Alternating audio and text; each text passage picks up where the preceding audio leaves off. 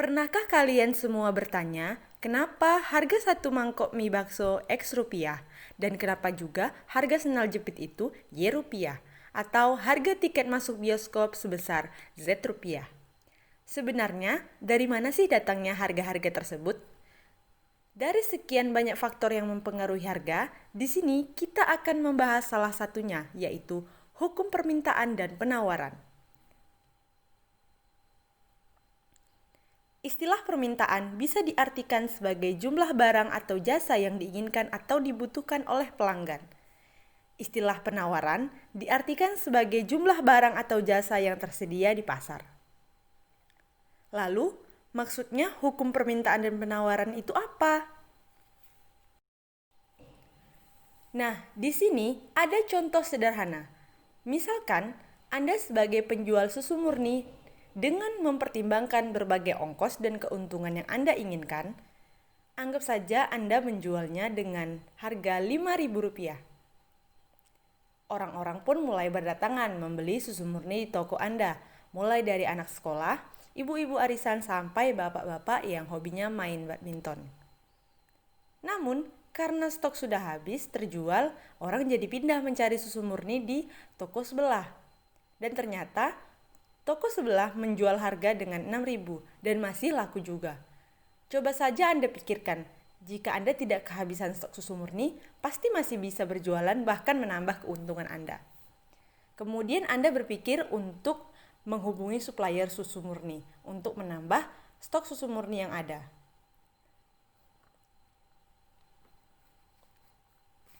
Nah, karena stok sudah tersedia, orang-orang mulai berdatangan lagi ke toko Anda.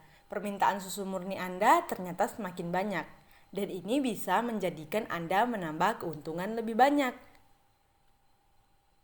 Kemudian Anda menambahkan tingkat harganya. Dari Rp6.000, kemudian menjadi Rp8.000, sampai di harga Rp10.000.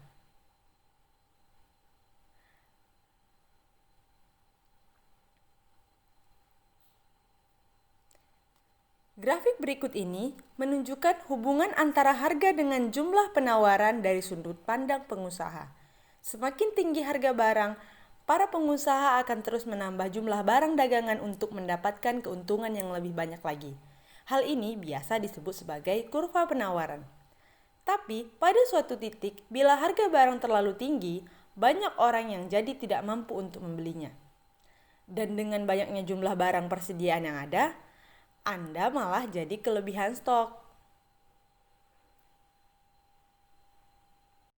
Dan karena harga terlalu tinggi, jadi stok Anda berlebih banyak dan juga tidak ada orang yang membeli. Lalu, apa yang akan Anda lakukan? Anda pastinya tidak akan berputus asa, bukan?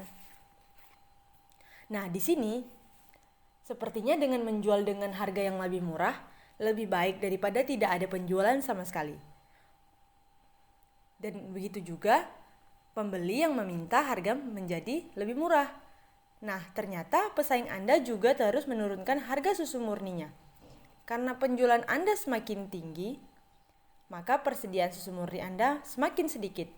Berarti saatnya Anda menambah persediaan susu murni lagi.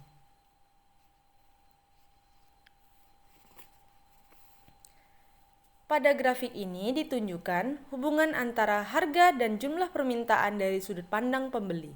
Semakin tinggi harga barang, semakin rendah permintaan karena semakin tidak terjangkau oleh para pembeli. Tapi, bila harga barang semakin turun, permintaan akan terus bertambah. Hal ini biasa disebut dengan kurva penawaran.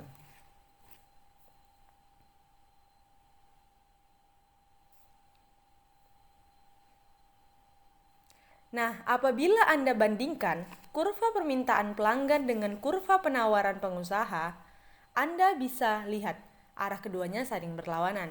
Di satu sisi, pelanggan ingin belanja dengan harga lebih murah.